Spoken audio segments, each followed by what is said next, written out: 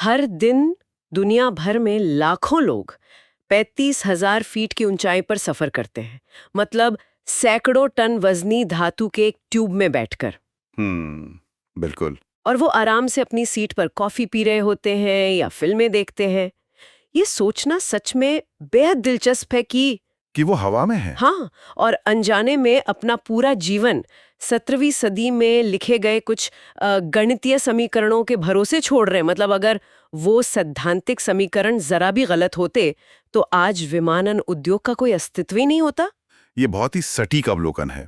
देखिए, हम अक्सर उस बाहरी आवरण को देखकर, उस आसान यूजर इंटरफेस को देखकर चमत्कृत हो जाते हैं और हम ये भूल जाते हैं कि इसके पीछे का असली विज्ञान क्या है। बिल्कुल। लोग भौतिकी के सिद्धांतों को बस स्कूल की भारी भरकम किताबों तक सीमित मान लेते हैं, जबकि असलियत में वे हमारे आधुनिक जीवन की हर एक सांस को, हर एक तकनीक को नियंत्रित कर रहे हैं। सही कहा।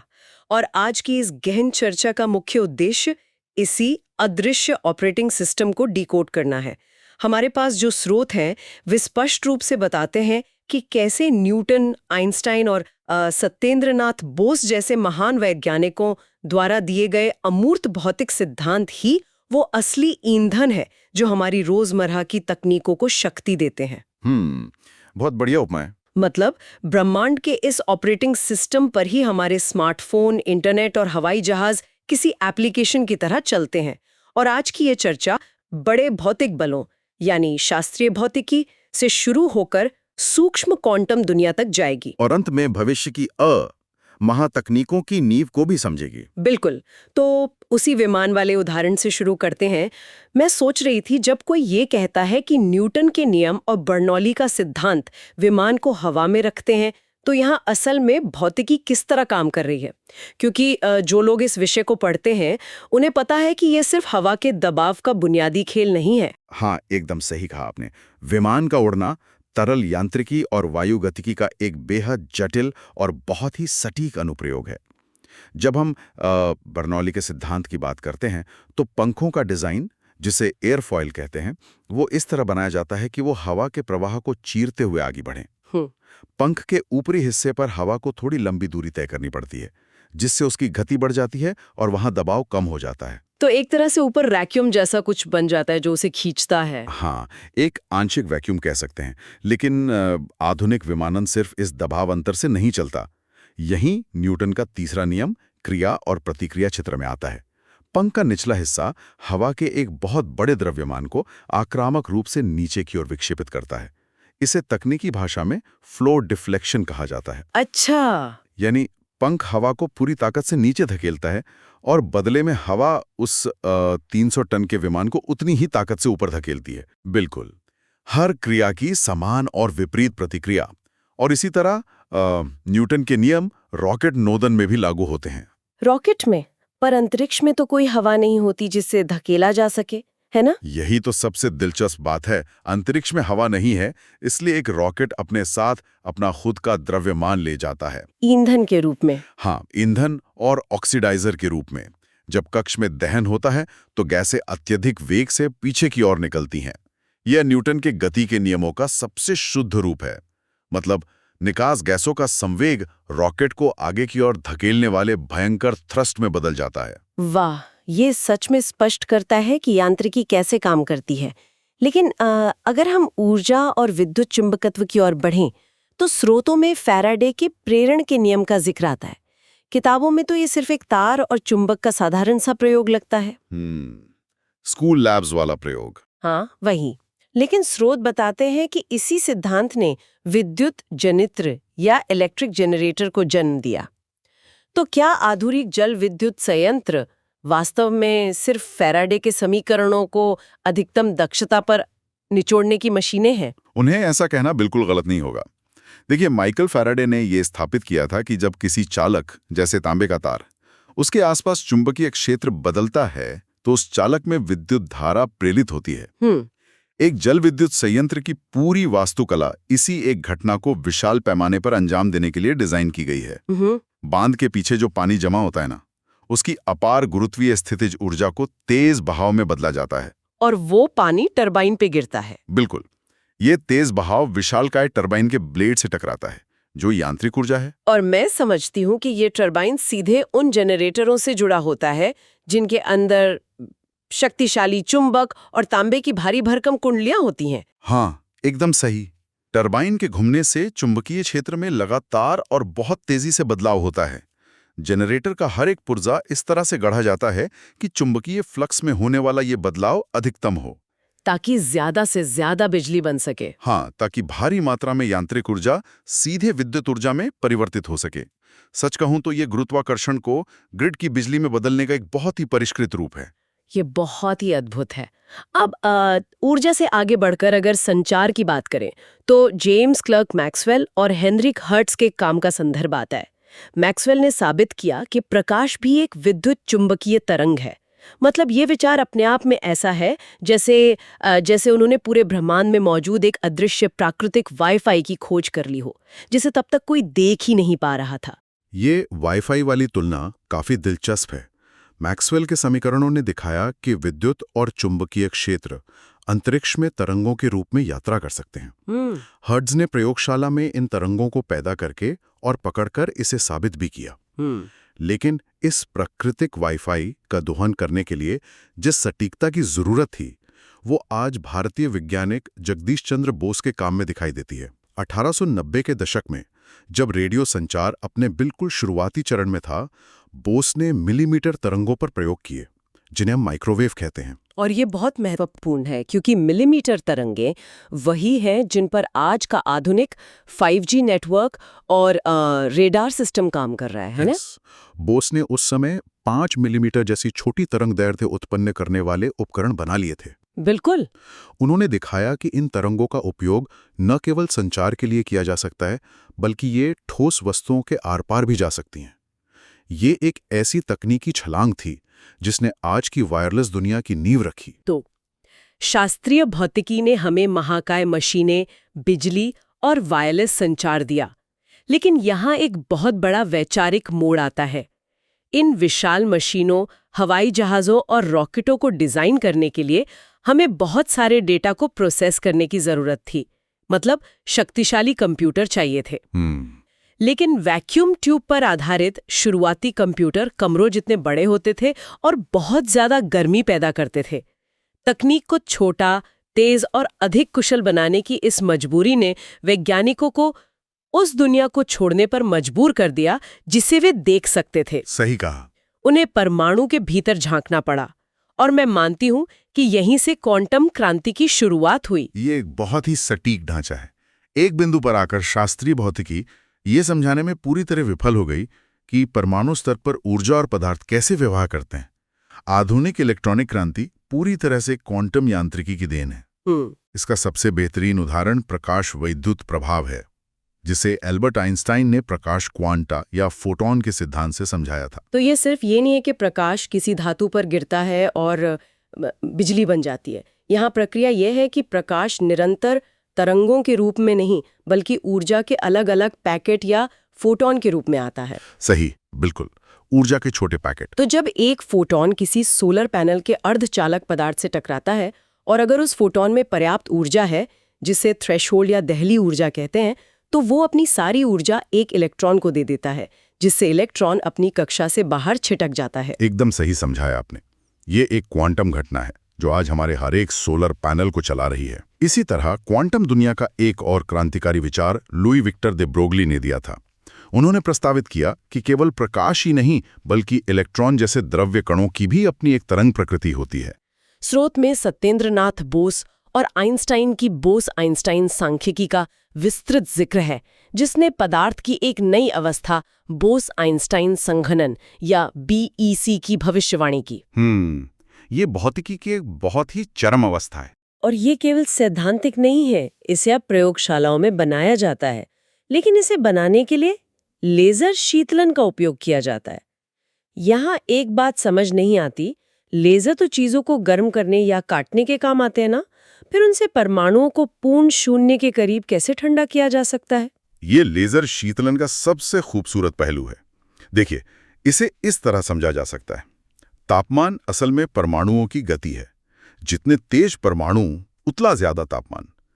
उन्हें ठंडा करने का सीधा सा मतलब है उन्हें धीमा करना। अच्छा। अब अगर एक तेज गति से लुढ़कती हुई भारी बोलिंग बॉल को रोकना हो तो सामने से उस पर लगातार हजारों छोटी रबर की गेंदें मारी जा सकती हैं। तो यहाँ रबर की गेंदें फोटॉन है प्रकाश के, और बोलिंग बॉल वो परमाणु है जिसे धीमा करना है। बिल्कुल। वैज्ञानिक बहुत ही सटीक आवृत्ति वाले लेजर बीम को परमाणुओं की ओर विपरीत दिशा से फायर करते हैं। फोटॉन परमाणुओं से टकराते हैं और अपनी गति उन्हें स्थानांतरित करते हैं, जिससे वे धीरे धीरे रुक जाते हैं। वाह। वाष्पीकरणीय शीतलन जैसी तकनीकों के साथ जब तापमान पूर्ण शून्य के एक अंश के करीब पहुंच जाता है तो बोसॉन कण अपनी व्यक्तिगत क्वांटम पहचान खो देते हैं। वे न्यूनतम ऊर्जा की एक ही क्वांटम अवस्था में गिर जाते हैं। यानी वे अब अलग अलग परमाणु नहीं रहे, वे एक साथ मिलकर एक विशाल सुपर परमाणु बन गए हैं जो एक साथ मिलकर एक ही तरंग की तरह काम करता है। हाँ बिल्कुल। यह ऐसा है जैसे भौतिकी के नियम इस चरम अवस्था में पूरी तरह से बदल जाते हैं, और इसी चरम अवस्था से जुड़ी है अतिचालकता या सुपर कंडक्टिविटी, जिस पर जॉन बार्डीन ने BCS सिद्धांत दिया था। अतिचालकता वह अवस्था है जहां विद्युत प्रतिरोध शून्य हो जाता है। लेकिन ये शून्य क्यों होता है? BCS सिद्धांत इसका बहुत ही सुंदर तंत्र प्रस्तुत करता है। सामान्य तापमान पर जब इलेक्ट्रॉन किसी तार से गुजरते हैं तो वे तार के भीतर परमाणुओं की जाली से टकराते हैं। यह भीड़भाड़ वाले बाजार में दौड़ने जैसा है, जहां व्यक्ति लोगों से टकराकर अपनी ऊर्जा खो देता है, जो गर्मी के रूप में बाहर निकलती है। यही कारण है कि ज्यादा इस्तेमाल करने पर हमारे फोन या लैपटॉप गर्म हो जाते हैं। हाँ बिल्कुल। लेकिन जब कुछ विशिष्ट पदार्थों को अत्यधिक ठंडा किया जाता है तो एक क्वांटम प्रभाव उत्पन्न होता है। इलेक्ट्रॉन आपस में जुड़कर कूपर पेयर बना लेते हैं। Cooper pair. हाँ, अब ये जोड़े उस भीड़भाड़ वाले बाजार में एक साथ सिंक्रोनाइज्ड आइस स्केटर्स की तरह फिसलने लगते हैं।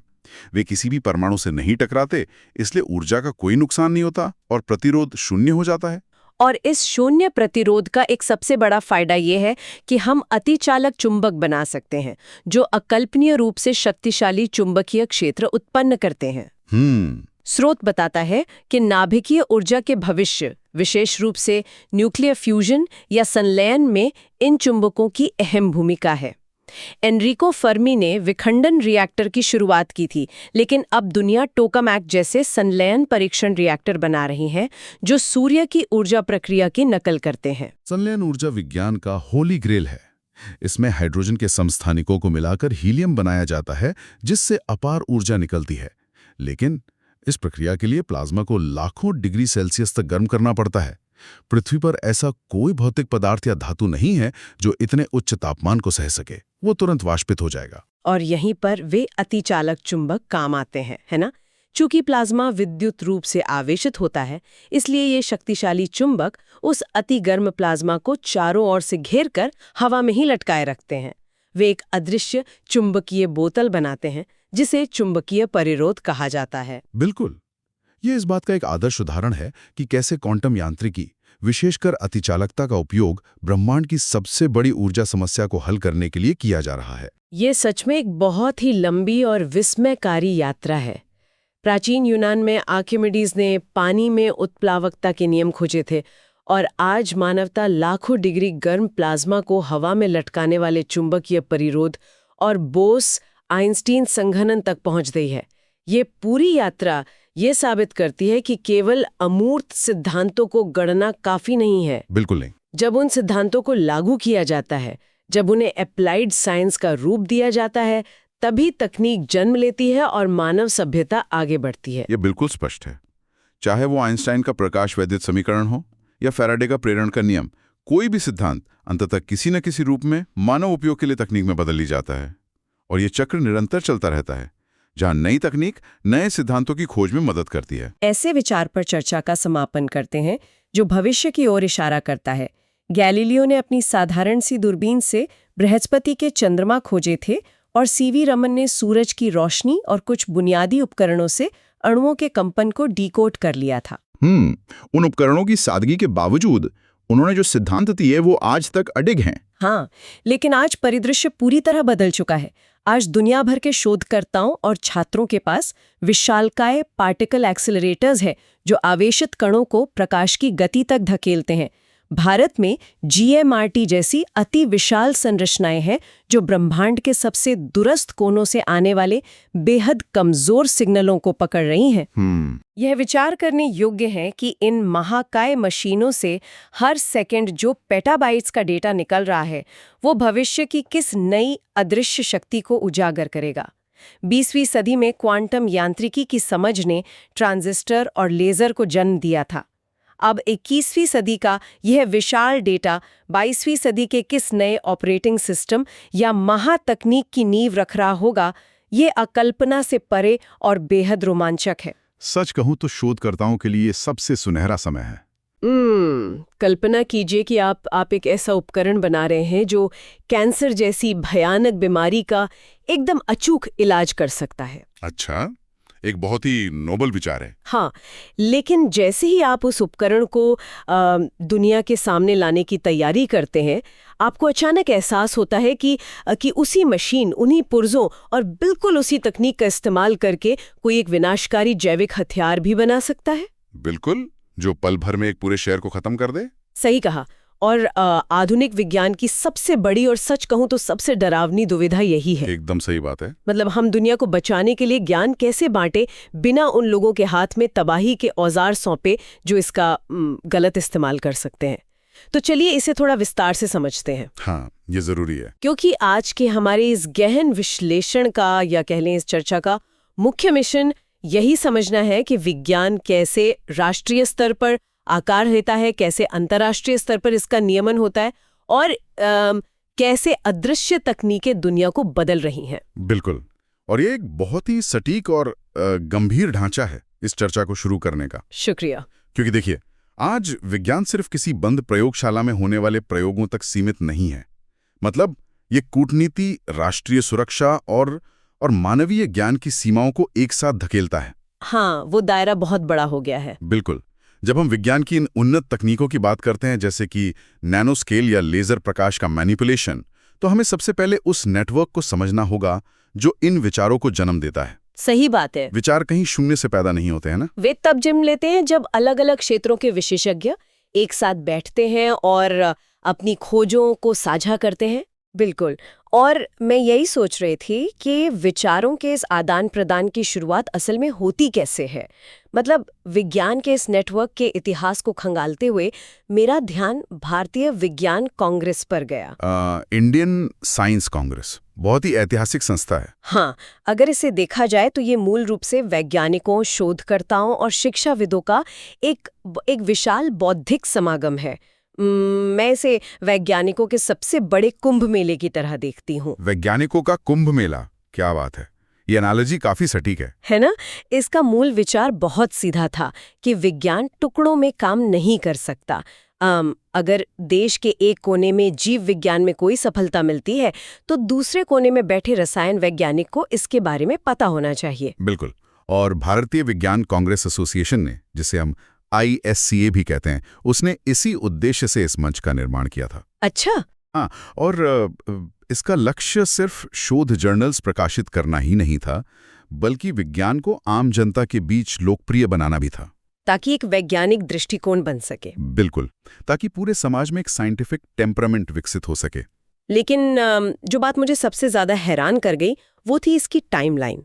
मैंने पढ़ा कि इसका सबसे पहला अधिवेशन जनवरी 1914 में हुआ था। हाँ, कलकत्ता की एशियाटिक सोसाइटी में।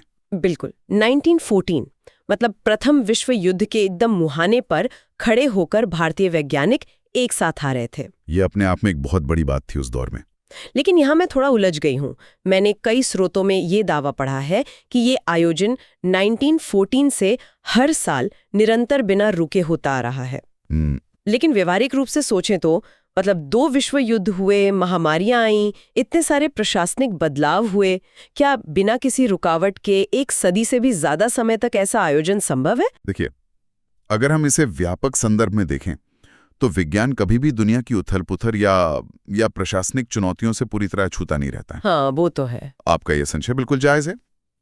ये सच है कि ये आयोजन परंपरागत रूप से वार्षिक ही रहा है, लेकिन इसे पूरी तरह से निरंतर और बिना रुके चलने वाला दावा कहना तथ्यात्मक और तकनीकी रूप से गलत है। मतलब बीच में रुकावटें आई हैं। बिल्कुल।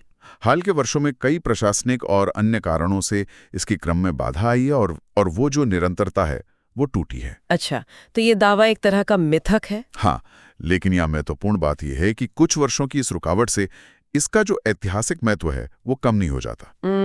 सही कह रहे हैं। जिस समय भारत में वैज्ञानिक ढांचा अपने एकदम शुरुआती चरण में था, तब 1914 में स्थापित ये समागम वो नींव बना जिसने आधुनिक भारतीय विज्ञान को, यानी सहयोग का वो ढांचा तैयार हो गया था। लेकिन जैसा कि हमने शुरुआत में बात की थी, जब हजारों मेधावी दिमाग एक साथ मिलकर विचार साझा करते हैं, खासकर रसायन विज्ञान या जीव विज्ञान में, तो नवाचार बहुत तेजी से होता है। बहुत ही ज्यादा तेजी से। लेकिन यही खुलापन एक बुरा सपना बन जाता है जब आपको ये एहसास होता है कि कृषि में क्रांति लाने वाले किसी नए कीटनाशक का फॉर्मूला एक घातक रासायनिक हथियार बनाने से सिर्फ एक कदम दूर है। बिल्कुल, और यही वो जगह है जहां ज्ञान की शक्ति एक खतरे में बदल जाती है। हाँ, ज्ञान को साझा करने की खुशी अचानक से अंतर्राष्ट्रीय खौफ में बदल जाती है। और इसी खतरे को रोकने के लिए बनाए गए एक अंतर्राष्ट्रीय समूह के बारे में मैं पढ़ रही थी, जिसे ऑस्ट्रेलिया समूह या ऑस्ट्रेलिया ग्रुप कहा जाता है। हाँ, ये वैश्विक सुरक्षा का एक बहुत ही महत्वपूर्ण लेकिन अक्सर अनदेखा किया जाने वाला हिस्सा है। तो ये असल में है क्या? असल में ऑस्ट्रेलिया समूह निर्यातक देशों की एक अनौपचारिक व्यवस्था है। अनौपचारिक व्यवस्था। हाँ, और इसका एकमात्र उद्देश्य ये सुनिश्चित करना है कि कुछ विशेष प्रकार के रसायनों, जैविक एजेंटों और उपकरणों का निर्यात इस तरह से नियंत्रित हो कि वे किसी भी रासायनिक या जैविक हथियार के निर्माण में इस्तेमाल ना हो सके। यहाँ कहानी सच में बहुत दिलचस्प हो जाती है, क्योंकि जब मैं इस पे पढ़ रही थी तो मुझे द्वि उपयोगी या डुअल यूज उपकरण शब्द बहुत दिलचस्प लगा। यह बहुत ही क्रिटिकल टर्म है इस पूरे विषय में। हाँ, मतलब हम ये शब्द अक्सर सुनते हैं, लेकिन जमीनी स्तर पर इसका असल मतलब क्या है? मिसाइल या टैंक तो साफ तौर पर हथियार हैं, लेकिन ये द्वि उपयोगी चीजें कैसी दिखती हैं? इसे ऐसे समझें, कल्पना कीजिए कि एक बहुत बड़ी फार्मास्यूटिकल फैक्ट्री है। ठीक है। वहां विशालकाय स्टेनलेस स्टील के फर्मेंटर्स लगे हैं, शक्तिशाली सेंट्रीफ्यूज मशीनें हैं और एक बेहद सुरक्षित वेंटिलेशन सिस्टम है। ये पूरी व्यवस्था किसी जीवन रक्षक वैक्सीन का बड़े पैमाने पर उत्पादन करने के लिए बनाई गई है। हाँ, जो कि एक अच्छी बात है। बिल्कुल, लेकिन खौफनाक सच ये है कि इन्हीं मशीनों और इसी व्यवस्था का इस्तेमाल करके हथियारों के स्तर का एंथ्रेक्स जैसा जैविक हथियार भी तैयार किया जा सकता है। बाप रे, सिर्फ वही मशीन इस्तेमाल कर? हाँ, या फिर खाद बनाने वाले कारखानों को ले लीजिए। फसलों को उगाने के लिए जो रसायन चाहिए वे नर्व गैस बनाने वाले रसायनों से बहुत ज्यादा अलग नहीं है। ये तो बहुत डरावना है ना? अब आप सेंट्रीफ्यूज या खाद को पूरी तरह से प्रतिबंधित तो नहीं कर सकते, वरना दुनिया में भुखमरी और बीमारियां फैल जाएंगी। हाँ, हम विकास को तो नहीं रोक सकते। बिल्कुल, इसलिए आपको ये बहुत कड़ाई से नियंत्रित करना पड़ता है कि ये उपकरण कौन खरीद रहा है और असल में क्यों खरीद रहा है। ये तो सच में बहुत खौफनाक है। लेकिन इस समूह के इतिहास ने मुझे थोड़ा उलझा दिया। मैंने देखा कि इसकी सबसे पहली बैठक जून 1985 में ब्रुसेल्स में हुई थी। हाँ, बेल्जियम में। बिल्कुल। तो फिर इसका नाम ऑस्ट्रेलिया समूह क्यों है? और 1985 में ही इसे बनाने की अचानक क्या जरूरत पड़ गई, जबकि रासायनिक हथियार तो प्रथम विश्व युद्ध के समय से मौजूद हैं? ये बहुत ही वाजिब सवाल है। देखिए, इस समूह के नाम और इसके बनने के समय के पीछे 1980s का एक बेहद दुखद और काला अध्याय छुपा है। अच्छा, कौन सा अध्याय? ईरान-इराक युद्ध। उस दौरान अंतर्राष्ट्रीय स्तर पर ये अफवाहें उड़ने लगी थी कि रासायनिक हथियारों का इस्तेमाल हो रहा है, और फिर 1944 की शुरुआत में संयुक्त राष्ट्र के एक जांच दल ने इस खौफनाक सच्चाई की पुष्टि कर दी कि इराक ने बड़े पैमाने पर रासायनिक हथियारों का प्रयोग किया है। ओह, ये तो बहुत भयानक है। हाँ, इस घटना ने पूरी दुनिया को झकझोर कर रख दिया। ये स्पष्ट हो गया था कि जो मौजूदा संधियां हैं वे देशों को खुले बाजार से रसायन खरीदने और हथियार बनाने से नहीं रोक पा रही हैं। तो फिर उसके बाद क्या हुआ? ऐसे समय में राष्ट्रीय निर्यात नियंत्रण नीतियों को एक साथ लाने के लिए सबसे पहली पहल ऑस्ट्रेलिया ने की थी। आप समझी। बिल्कुल, क्योंकि इस बैठक का प्रस्ताव और नेतृत्व ऑस्ट्रेलिया ने किया था, इसलिए ब्रुसेल्स में बैठक होने के बावजूद इसे ऑस्ट्रेलिया समूह का नाम दिया गया। ये देखना अद्भुत है कि कैसे एक देश की पहल ने पूरे वैश्विक नियम बदल दिए।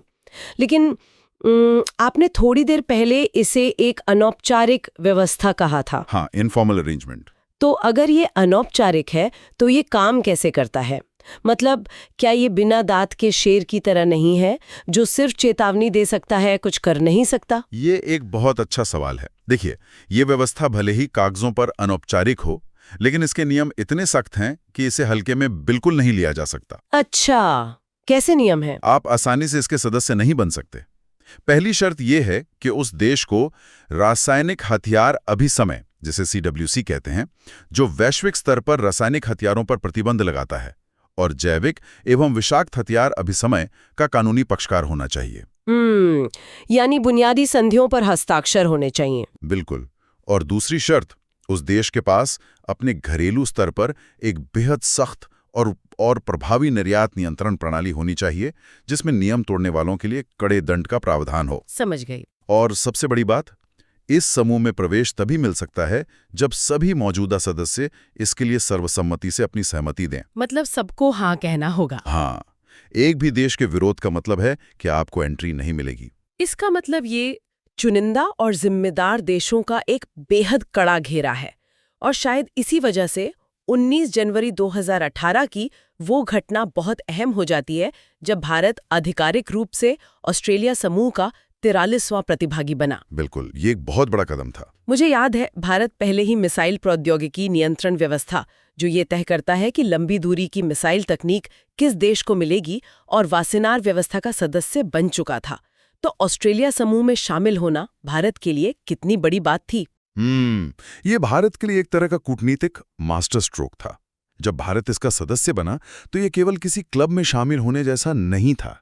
इसने भारत का दर्जा पूरी तरह से बदल दिया। वो कैसे? भारत अब एक ऐसी स्थिति में आ गया जहां वो तकनीक के लिए सिर्फ दूसरों का मोहताज नहीं है, बल्कि वो उन देशों के कतार में बैठता है जो वैश्विक स्तर पर इसके नियम तय करते हैं, जैसे अमेरिका, फ्रांस, जर्मनी और जापान।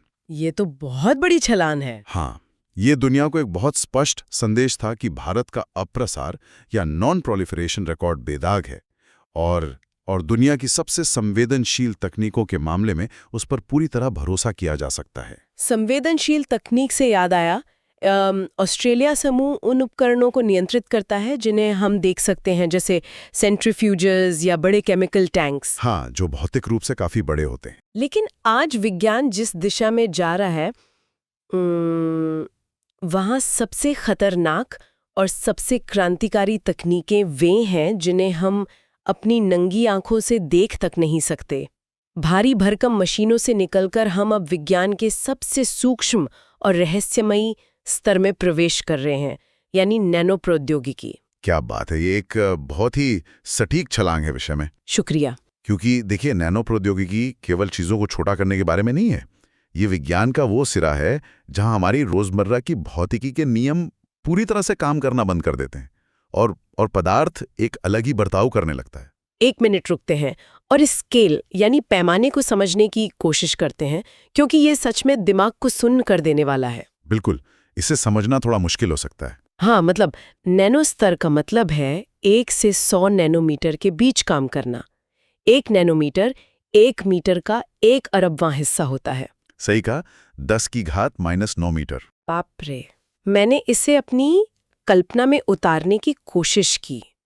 अगर हम इंसान के सिर के एक बाल को लें जो खुद इतना पतला होता है, तो वो बाल भी लगभग 80,000 से 1,00,000 नैनोमीटर मोटा होता है। जी हाँ। और यहाँ वैज्ञानिक 1 से 100 नैनोमीटर की बात करें, यानी एक बाल से लगभग 1,00,000 गुना छोटी चीज। इस तरह की सूक्ष्मता की कल्पना करना भी इंसानी दिमाग के लिए बहुत बहुत मुश्किल काम है। लेकिन यहाँ मैं एक बहुत ही बुनियादी विज्ञान के सवाल पे अटकी हुई हूँ। बताइए।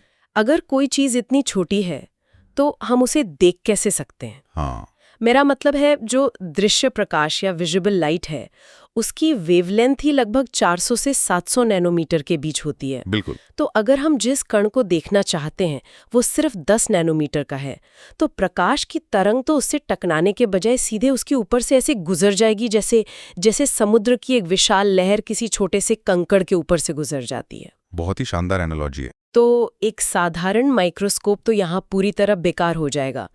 तो फिर वैज्ञानिक उन चीजों पर काम कैसे करते हैं जिन्हें वे भौतिक रूप से देख ही नहीं सकते? ये एक बहुत ही शानदार तार्किक निष्कर्ष है, आप बिल्कुल सही कह रहे हैं। तो फिर ये होता कैसे है? देखिए, नैनो स्तर पर प्रकाश हमारे किसी काम का नहीं रहता, इसलिए हम चीजों को देखने के लिए प्रकाश का उपयोग करते ही नहीं है। अच्छा। हाँ, इसके बजाय वैज्ञानिक इन परमाणुओं को महसूस करते हैं और इसके लिए वे स्कैनिंग टनलिंग सूक्ष्मदर्शी, जिसे STM कहते हैं, या परमाणु बल सूक्ष्मदर्शी यानी AFM जैसे अत्यंत जटिल उपकरणों का उपयोग करते हैं। परमाणुओं को महसूस करते हैं। क्या ये ब्रेल लिपि पढ़ने जैसा है? ये एनोलॉजी बिल्कुल सटीक है। इसे ऐसे समझें, कल्पना करें कि एक व्यक्ति जिसकी आंखों पर पट्टी बंधी है, वो एक बेहद नुकीली सुई जिसकी नोक सिर्फ एक परमाणु जितनी पतली है, उसे किसी सतह पर धीरे धीरे घसीट रहा है। जब वो सुई सतह पर मौजूद अलग अलग परमाणुओं के उभार और गहराई के ऊपर से गुजरती है, तो एक कंप्यूटर उन बारीक हरकतों को रिकॉर्ड करता है और उसे एक 3D नक्शे में बदल देता है। हम प्रकाश से उन्हें नहीं देख रहे हैं, हम सचमुच परमाणुओं को छूकर उनकी तस्वीर बना रहे हैं। ये तो किसी विज्ञान कथा से भी ज्यादा रोमांचक है। मतलब हम अंधेरे में रोबोटिक उंगलियों से परमाणुओं को टटोल रहे हैं। बिल्कुल।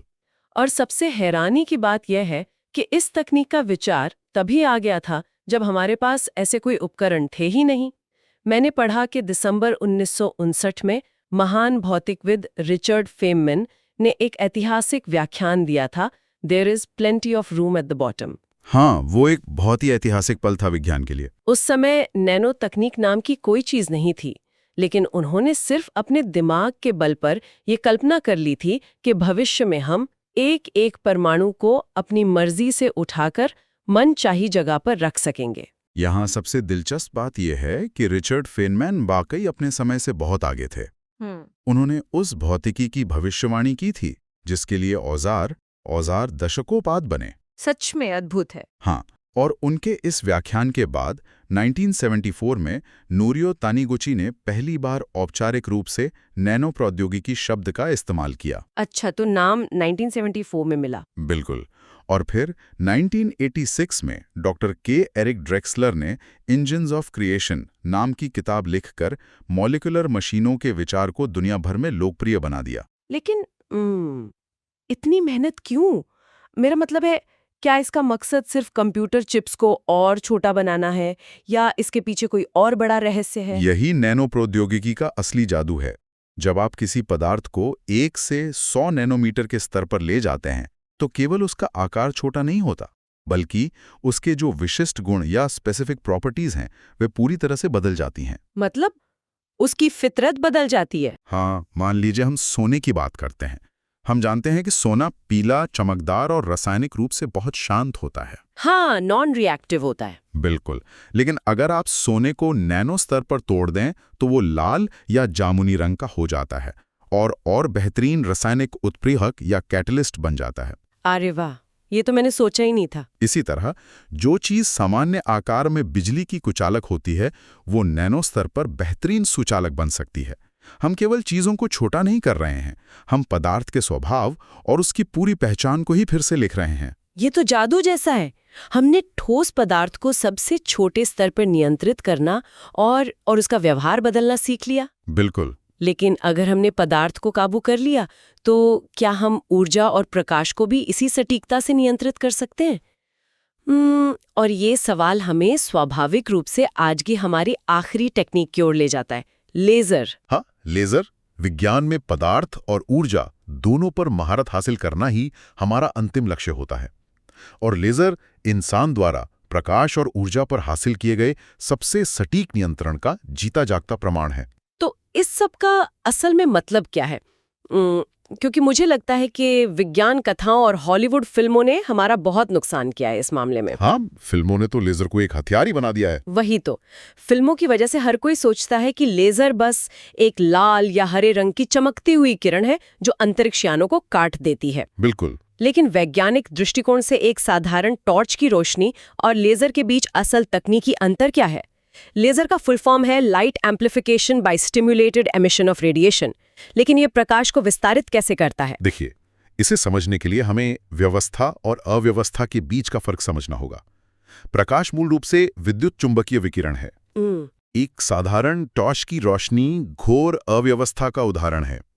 आप इसे एक ऐसी भीड़ की तरह मान सकती हैं जहां हर इंसान अपनी मर्जी से अलग अलग दिशाओं में और अलग अलग गति से भाग रहा है। अच्छा, मतलब सब बिखरे हुए हैं। हाँ, और इसी वजह से ऊर्जा बहुत जल्दी बिखर जाती है और दूर तक नहीं जा पाती। तो फिर लेजर इस बिखराव को कैसे रोकता है? यहीं पर लेजर की सबसे बड़ी विशेषता काम आती है, जिसे हम सुसंगतता या कोहीरेंस कहते हैं। कोहेरेंस। हाँ, अगर टॉर्च की रोशनी एक बेकाबू भीड़ है, तो लेजर का प्रकाश एक बेहद अनुशासित सेना की तरह है। लेजर में प्रकाश की सभी तरंगें बिल्कुल एक जैसी लंबाई की होती हैं, जिन्हें मोनोक्रोमैटिक कहते हैं, और वे कदम से कदम मिलाकर एक साथ चलती हैं। एक परेड की तरह। बिल्कुल, उनकी लहरों के उतार चढ़ाव बिल्कुल एक साथ होते हैं। इसे तकनीकी भाषा में स्थिर कला संबंध या स्टेबल फेज रिलेशनशिप कहा जाता है। हाँ, क्योंकि वे सब बिल्कुल एक साथ एक ही ताल में चल रहे हैं, इसलिए वे बिखरते नहीं हैं। इसी को शायद कम अपसरण या लो डाइवर्जेंस कहा जाता है ना? एकदम सही। किरण फैलने के बजाय एकदम सीधी और कसी हुई रहती है, जिससे हम उस पूरी असीम ऊर्जा को एक बेहद छोटे से बिंदु पर केंद्रित कर पाते हैं। आपने बिल्कुल सही पकड़ा। यहाँ एक बात और स्पष्ट करना जरूरी है कि लोग अक्सर सोचते हैं कि लेजर का आयाम या उसका ध्रुवीकरण हमेशा समान होना चाहिए। हाँ, ऐसा ही लगता है। लेकिन असल में ये लेजर की परिभाषात्मक गुण नहीं है। असली पहचान वो सुसंगतता या अनुशासन ही है। समझ गई। और आज लेजर का काम सिर्फ सुपरमार्केट में बारकोड स्कैन करना या आंखों की सर्जरी करना नहीं रह गया है। म्यूनिख, जर्मनी के पास गार्चिंग में स्थित मैक्स प्लैंक क्वांटम ऑप्टिक्स संस्थान जैसे अग्रणी शोध केंद्र बेहद सटीक लेजरों का इस्तेमाल करके ब्रह्मांड के क्वांटम रहस्यों को खंगाल रहे हैं। वे लेजर से परमाणुओं को पकड़ रहे हैं और उनका अध्ययन कर रहे हैं। रुकिए, लेजर के जरिए परमाणुओं को पकड़ना? है? मतलब हम प्रकाश का उपयोग करके नैनो स्तर पर चीजों को नियंत्रित कर रहे हैं। ये सब कैसे एक दूसरे से जुड़ गया? बिल्कुल, विज्ञान के सब तार आपस में जुड़े हैं। अगर हम आज के इस पूरे सफर को पीछे मुड़कर देखें तो ये दिमाग को झकझोर देने वाला अनुभव है। सच में। हमने 1914 में कलकत्ता के एशियाटिक सोसाइटी के हॉल से शुरुआत की, जहां भारतीय वैज्ञानिकों ने पहली बार मिलकर सोचना शुरू किया। हाँ। फिर हमने देखा कि कैसे ज्ञान के उसी आदान प्रदान से पैदा हुए द्वि उपयोगी खतरों ने दुनिया को डराया, जिसके नतीजे में 1985 में कड़े नियमों वाला ऑस्ट्रेलिया समूह बना। बिल्कुल, जिसने अंतर्राष्ट्रीय नियम तय किए। और अंत में हम नैनोमीटर के अदृश्य ब्रह्मांड और लेजर बीम के एकदम सटीक अनुशासित प्रकाश तक पहुंचे, जहां हम सचमुच भौतिकी के नए नियम लिख रहे हैं। ये पूरी यात्रा यही साबित करती है कि विज्ञान केवल तथ्यों और फॉर्मूलों का संग्रह नहीं है। ये मानवीय जिज्ञासा, अंतर्राष्ट्रीय कूटनीति और प्रकृति की सबसे सूक्ष्म ताकतों को समझने की एक अंतिम खोज का बहुत ही जटिल लेकिन खूबसूरत जाल है। बिल्कुल सही कहा आपने। और इस पूरी चर्चा से मेरे दिमाग में एक विचार बार बार आ रहा है। कौन सा विचार? हमने बात की कि कैसे सोने जैसे साधारण तत्व को सिर्फ नैनो स्तर तक छोटा कर देने से उसका रंग, उसकी रासायनिक प्रतिक्रियाएं और उसका पूरा भौतिक स्वरूप ही बदल जाता है। हाँ, वो अपनी फितरत बदल लेता है। तो ये हमें ये सोचने पर मजबूर करता है कि जिन भौतिक नियमों को हम परम सत्य मानते हैं, वे शायद केवल हमारे अपने आकार और पैमाने के नियम हैं। ये एक बहुत ही गहरा सवाल है। मेरा मानना है कि अगर ब्रह्मांड हमारे देखने की क्षमता से ठीक नीचे कुछ नैनोमीटर की दूरी पर एकदम अलग नियमों के साथ खेल रहा है, तो ऐसी और कितनी अदृश्य ताकतें और नियम हैं जो ठीक हमारे सामने काम कर रहे हैं, लेकिन हम उन्हें देख नहीं पा रहे हैं। सच में ये रोंगटे खड़े कर देने वाला ख्याल है। और जिस दिन हम उन्हें देखने और समझने का औजार बना लेंगे, क्या वे हमारी वास्तविकता की पूरी समझ को जड़ से बदल कर नहीं रख देंगे? बिल्कुल। क्या हम सच में ब्रह्मांड को वैसा ही देख रहे हैं जैसा वो है, या हम सिर्फ अपनी सीमाओं का चश्मा पहने हुए हैं? ये एक ऐसा विचार उत्तेजक प्रश्न है जो रातों की नींद उड़ा सकता है। हाँ, सोचने वाली बात है। मैं, जो लोग हमें सुन रहे हैं, उन सभी को इसी रहस्यमय सवाल के साथ सोचने के लिए छोड़ती हूँ। अपनी वास्तविकता के पैमाने पर हमेशा सवाल उठाते रहिए। हम आपसे मिलेंगे अगले गहन विश्लेषण में।